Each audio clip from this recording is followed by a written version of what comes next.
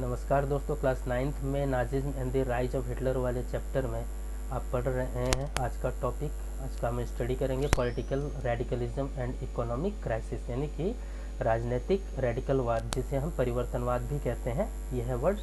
और आज हम जानेंगे युद्ध के बाद, वर्ल्ड वॉर के बाद जो इकोनॉमिक क्राइसिस आया था जर्मनी में, है ना, कंपनसेशन, वॉर कंपनसेशन भरते भरते, यानी कि युद्ध के हर जाने को भरते भरते जो उसका खजाना खाली हुआ और जर्मनी की स्थिति जो हो गई, उसके बारे में आज हम जानेंगे। आइए पहले हम पैराग्राफ को पढ़ लेते हैं। The birth of the Weimar Republic coincided with the revolutionary uprising of the Spartacist League on the pattern of the Bolshevik revolution in Russia।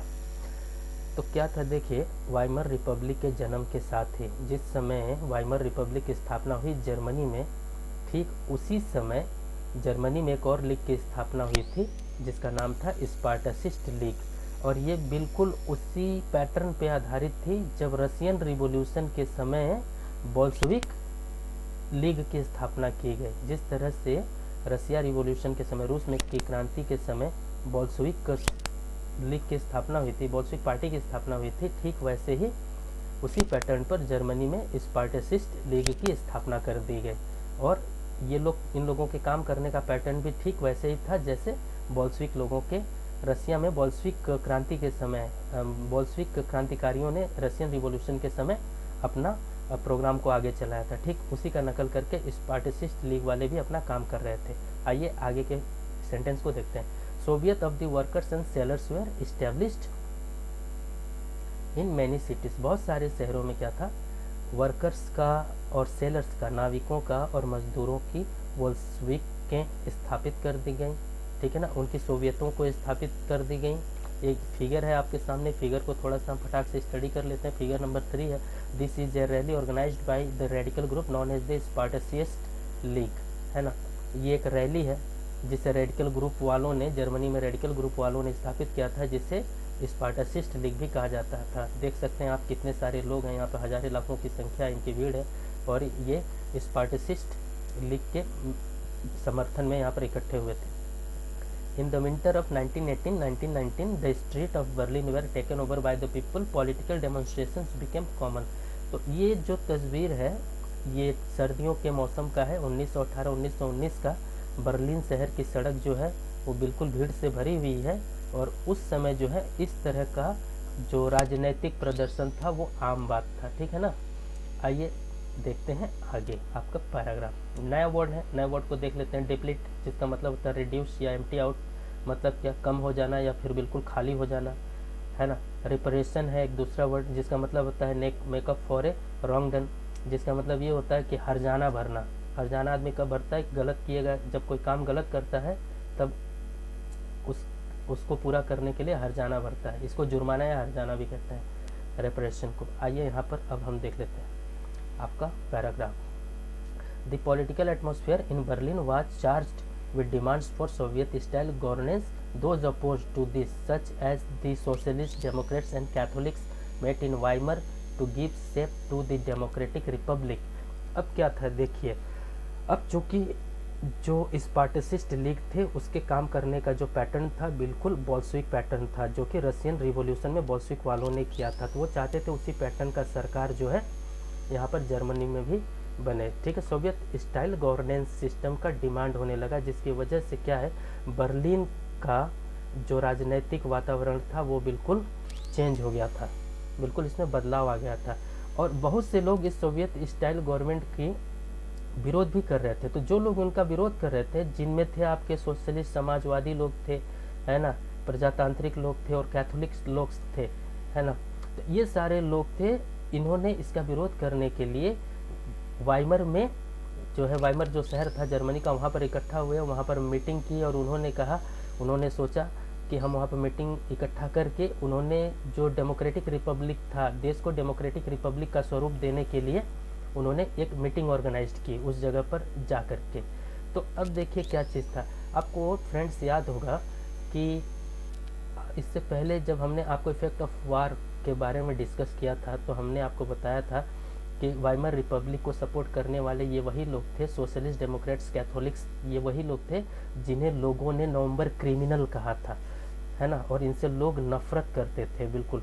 तो देखिए, नवंबर क्रिमिनल कहने के पीछे एक बड़ी वजह थी। नवंबर क्रिमिनल के पीछे की वजह ये थी, कहने के पीछे की, कि जब युद्ध जर्मनी हारा था तो जो भी शर्मनाक संधियां जर्मनी पे लादी थी अलाइड कंट्रीज ने, अलाइड वर्ल्ड ने मिल करके, चाहे उनका जोग्राफिकल एरिया गया, चाहे उनका पॉपुलेशन चला गया, चाहे उनका आयरन का भंडार चला गया, चाहे उनको पैसा देना पड़ा, चाहे वो डीमिलिटरीटाइज्ड हो गए, उन सारी संधियों पर इन्हीं लोगों ने, या फिर कहें आप इन्हीं लोगों के अधिकारियों ने हस्ताक्षर किए थे, और वो था 1918 नवंबर का महीना, समझ रहे हैं। तो इसी वजह से क्या थी, आम जनता की नज़रों में ये लोग खटक गए थे, और आम जनता जो है इन लोगों को नवंबर क्रिमिनल्स कहती थी और इनका अपमान करती थी कह करके। तो ये बात आप समझ गए होंगे। तो सोवियत स्टाइल गवर्नमेंट का ये विरोध कर रहे थे, और वाइमर में जा करके, वाइमर शहर में जा करके इन लोगों ने जो है कि यहाँ का जर्मनी को एक डेमोक्रेटिक रिपब्लिक बनाने के लिए, उसको आकार देने के लिए मीटिंग करने की योजना बनाई। तो जैसे ही योजना बनाई, ठीक है ना, तो क्या हुआ देखिए, the Weimar republic crushed the uprising with the help of a war veterans organised called free corps, ठीक है। तो अब क्या था देखिए आगे, वाइमर रिपब्लिक ने क्या किया, अब योजना बनाने को बनाया इन लोगों ने सब कुछ मिल करके, ठीक है। और योजना के तहत क्या हुआ कि वाइमर रिपब्लिक ने जो भी उनके विरोध में आया, उसने क्या किया, जो पुराने सैनिक थे, पर पुराने सैनिकों का एक ऑर्गेनाइजेशन था जिसका नाम था फ्री कॉर्प्स, फ्री कोर नामक पुराने सैनिकों के ऑर्गेनाइजेशन के साथ मिल करके अपने विद्रोहियों को क्या कर दिया, समाप्त करवा दिया, उसको कुचलवा दिया। तो इससे क्या हुआ देखिए, द एंग्विसिस्ट Spartacist later founded the Communist Party of Germany. इससे क्या हुआ, बाद में आगे चल करके जो स्पार्टसिस्ट पार्टी थे, जो स्पार्टसिस्ट लोग थे, इन लोगों ने जर्मनी में एक पार्टी बना ली, पार्टी का नाम रखा गया कम्युनिस्ट पार्टी ऑफ जर्मनी, ठीक। अब देखिए क्या चीज़ है, communist and socialist henceforth become irreconcilable enemies and could not make common cause against Hitler. तो इस तरह से क्या थे, कम्युनिस्ट लोग और समाजवादी लोग आपस में घोर शत्रु बन गए, और कभी भी ये हिटलर के खिलाफ कोई संयुक्त मोर्चा नहीं खोल सके, यानी कि हिटलर को मिल करके ये लोग कभी भी परास्त नहीं कर सके या एकजुट नहीं हो सके हिटलर को सत्ता से बेदखल करने के लिए।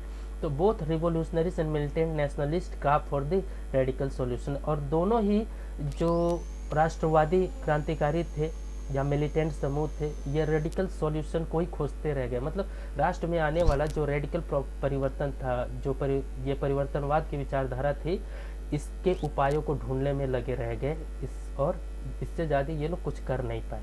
आइए नेक्स्ट पैराग्राफ को देखते हैं। Political radicalism was only heightened by the economic crisis of 1923. Germany had fought the war largely on loans and had to pay war reparation in gold. अब देखिए क्या चीज़ था भाई, 1923 में जर्मनी में जो इकोनॉमिक क्राइसिस आया, इसी ने क्या किया, जो जर्मनी का पॉलिटिकल रेडिकलिज्म था, यानी कि जर्मनी में जो रेडिकलवाद था उसको हवा दे दिया, बहुत ज़्यादा ऊंचा उछाल दिया। यानी कि रेडिकलिज्म वाली जो विचारधारा थी, रेडिकलाइजेशन की जो विचारधारा थी, उसे बल मिल गया इस आर्थिक मंदी के चलते। कारण ये था, देखिए क्या था कि जर्मनी ने जो भी अपने युद्ध लड़े थे, है ना, वर्ल्ड वार वगैरह में जो भी उसने हिस्सा लिया था, तो उसने कर्ज की बदौलत लिया था, बहुत ज़्यादा कर्ज ले रखा था उसने दुनिया से, और उस कर्ज को वो सोने के रूप में चुका रहा था, ठीक है। तो सोने के रूप में चुकाते चुकाते क्या हालत हुआ देखिए, this depleted gold reserve at a time resources were scarce in 1923 Germany refuse to pay and the French occupied its leading industrial area Ruhr to claim their coal. अब क्या था देखिए, कर्जे को चुकाते चुकाते जर्मनी का खजाना हो गया पूरा खाली, बिल्कुल हो गया नील, ठीक है। और जर्मनी की हालत ऐसी हो गई कि अब वो कर्जा चुकाने लायक नहीं रहा। 1923 में जर्मनी ने लोगों से माफ़ी मांग ली और कर्जा देने से इनकार कर दिया, बोला कि भैया अब हम आपका कर्जा चुका नहीं पाएंगे, हमारे पास कुछ है नहीं आपको देने के लिए। इसका फ़ायदा उठाते हुए फ्रांस ने क्या किया, फ्रांस ने जर्मनी में एक इंडस्ट्रियल एरिया पड़ता है जिसका नाम है रूहर, एक शहर का नाम है जो कि इंडस्ट्रियल एरिया था, बहुत सारे उद्योग धंधे थे, ठीक है, और वहाँ पर कोयले का बहुत बड़ा भंडार था। फ्रांस ने क्या किया, ज़बरदस्ती उसके रूहर वाले क्षेत्र पर जहाँ पर कोयले का भंडार था उस पर दावा ठोक लिया और कब्जा कर लिया जर्मनी का कि भैया तुम कर्जा नहीं चुका पाओगे तो अपना एरिया दे दो, रूहर वाला। फ्रांस ने उस पर कब्जा कर लिया। ठीक है, तो जर्मनी ने क्या किया पैसिव तरीके से, आइए देख लेते हैं पहले। Germany retaliated with passive resistance and printed paper currency recklessly. With too much printed money in circulation, the value of the German mark fell. In April, the US dollar was equal to 24,000 mark. In July, 3,53,000 mark. In August, 46,21,000 mark. At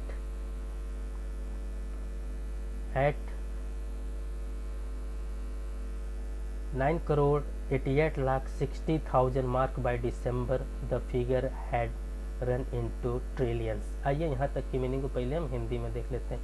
तो क्या हुआ देखिए, Ruhr वाले क्षेत्र पे Germany ने कब्जा कर लिया। जर्मनी ने शांतिपूर्वक, है ना, पैसिव तरीके से इससे बचने का उपाय ढूंढा, कोशिश किया कि किसी भी तरह से उसे रोका जाए। और जर्मनी ने क्या किया, पेपर के नोट छापने चालू कर दिए कि भैया सोना नहीं है, पेपर का नोट छाप के हम क्या करें, अपने कर्जों को भरें। अपने देश का करेंसी बेहिसाब छापना चालू किया, रात दिन बेहिसाब छापना चालू किया।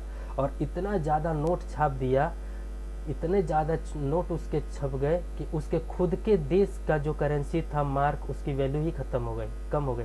आपको पता होगा कि हर देश में जो करेंसी प्रिंट होती है वो अकॉर्डिंग टू नंबर होती है, संख्या में उसको छापा जाता है, एक लिमिट में छापा जाता है। अनलिमिटेड अगर नोट छाप देंगे तो उसकी वैल्यू ख़त्म हो जाएगी, है ना, उसका भाव ख़त्म हो जाता है। एक सिंपल से एग्जांपल से समझिए, अगर आप आलू खरीद रहे हैं 10 रुपये केजी, ठीक है, कल अगर हर जगह आलू के अलावा कोई सब्जी ही ना मिले आपको, तो आलू का भाव ऐसे ही कम हो जाएगा, कोई खाना ही नहीं चाहेगा उसको, है ना। ठीक वही हाल क्या हो गया, जर्मनी के करेंसी मार्क का हो गया, बिल्कुल उसका वैल्यूलेस हो गया, इतना ज़्यादा उसने नोट छाप दिया। अब देखिए अप्रैल के महीने में एक अमेरिकी डॉलर की कीमत जो है 24,000 मार्क के बराबर था, यानी कि जर्मनी के 24,000 रुपये जो थे वो अमेरिका के 1 रुपये के बराबर था। जुलाई महीना आते आते यही जो संख्या थी 3,53,000 रुपया $1 के बराबर हो गया। जर्मनी का 3,53,000 रुपया उसके $1 के बराबर हो गया, यानी कि अमेरिका के $1 के बराबर हो गया। अगस्त तक आते आते ये संख्या और भी बढ़ी, 46,21,000 मार्क के बराबर $1 हो गया। और देखिए क्या था, दिसंबर आते आते तो हालत और भी बिगड़ गई। दिसंबर आते आते आप यहाँ पे काउंट कर सकते हैं, 1 10 100,000 10,000 100,000 मिलियन 98,860,000, है ना, मार्क के बराबर दिसंबर महीना आते आते $1 हो गया, यानी कि 9,88,60,000 मार्क के बराबर $1 की कीमत हो गई। अब बताइए वो पैसा पूरी तरह से वैल्यूलेस हो गया, और आगे चल कर के यही वैल्यू जो है खरबों तक भी चली गई। तो क्या था देखिए, as the value of mark collapsed, prices of goods soared, the image of German carrying cartloads of currency notes to buy a loaf of bread was widely publicized, evoking worldwide sympathy। हालत ऐसी हो गई, जैसे जैसे पैसे की value ख़त्म हुई, जैसे जैसे जर्मनी की करेंसी पैसे मार्क की वैल्यू ख़त्म हुई, सामानों की कीमतों ने आसमान छूना चालू कर दिया। ठीक है, और हर जगह आप कहीं भी तस्वीरों में देखेंगे कि जर्मन वासी जो है दुनिया का ध्यान अपनी ओर खींचने के लिए लोगों से दया मांगते हुए एक पैकेट बिस्कुट खरीदने के लिए, ब्रेड खरीदने के लिए, जो ब्रेड हम मार्केट से 10-12 रुपए में एक पैकेट खरीद लेते हैं, है ना, वो एक पैकेट ब्रेड को खरीदने के लिए वो टोकरियों में भर करके, एक एक टाली भर करके वो पैसे लेके जाते थे कि भैया रहम करो, ये एक टोकरी पैसा ले लो, तौल करके एक टोकरी पैसा ले लो, गिन के नहीं, भर करके एक टोकरी पैसा ले लो, एक टाली पैसा ले लो, लेकिन हमें अपना ब्रेड का एक पैकेट दे दो ताकि हम खा करके अपना पेट भर सकें। ऐसे हालात हो गए थे जर्मनी के। This crisis came to be known as hyperinflation, a situation when prices rise phenomenally high. देखिए यही जो क्राइसिस था, है ना, यही जो मंदी थी, इसे हाइपर इन्फ्लेशन के नाम से जाना जाता है, अति मुद्रास्फीति जिसको कहते हैं। ये ऐसी सिचुएशन होती है, ठीक है, जब चीज़ों की कीमतें जो हैं अचानक से बहुत ज़्यादा बढ़ जाती है, नाटकीय रूप से बहुत ज़्यादा बढ़ जाती हैं। आइए इस टॉपिक का लास्ट पैराग्राफ पढ़ लेते हैं। Eventually the Americans intervened and bailed Germany out of the crisis by introducing the DWAS plan, which revoked the Germans of repression to ease the financial burden on Germans। तब क्या हुआ, इतना सब कुछ होने के बाद अमेरिका लोगों ने जर्मनी को उनके आर्थिक तंगी से बाहर निकालने के लिए एक नई योजना बनाई। इस योजना का नाम था ड्वास प्लान। देखिए ये वही अमेरिका था जिसने वर्ल्ड वार में जर्मनी को अलाइड पावर के साथ मिलकर के हराया था, है ना। अमेरिका के आने की वजह से ही ये कंट्री हार गए, और ये वही अमेरिका है अब जर्मनी की आर्थिक तंगी को देख करके उसे इस तंगी से बाहर निकालने के लिए राहत देने के लिए इसके लिए एक इकोनॉमिक प्लान बना दिया जिसका नाम था ड्वास प्लान, ठीक है ना। और इस प्लान में क्या था कि जर्मनी के ऊपर जो भी कंपनसेशन लादे गए थे, यानी कि जो भी हर्जाने इसके ऊपर लादे गए थे, उसमें थोड़ी सी ढील देने की बात की गई थी। भैया जर्मनी पर से कुछ प्रतिबंधों को ख़त्म कर दो ताकि वो फिर से खड़े होकर के अपने लोगों का पेट भर सके। तो फ्रेंड्स ये था आपका टॉपिक। मिलेंगे नेक्स्ट वीडियो में, वहाँ पर हम देखेंगे the year of depression. Please video को लाइक कीजिए, शेयर कीजिए, सब्सक्राइब करिए और साथ बने रहिए। Thank you.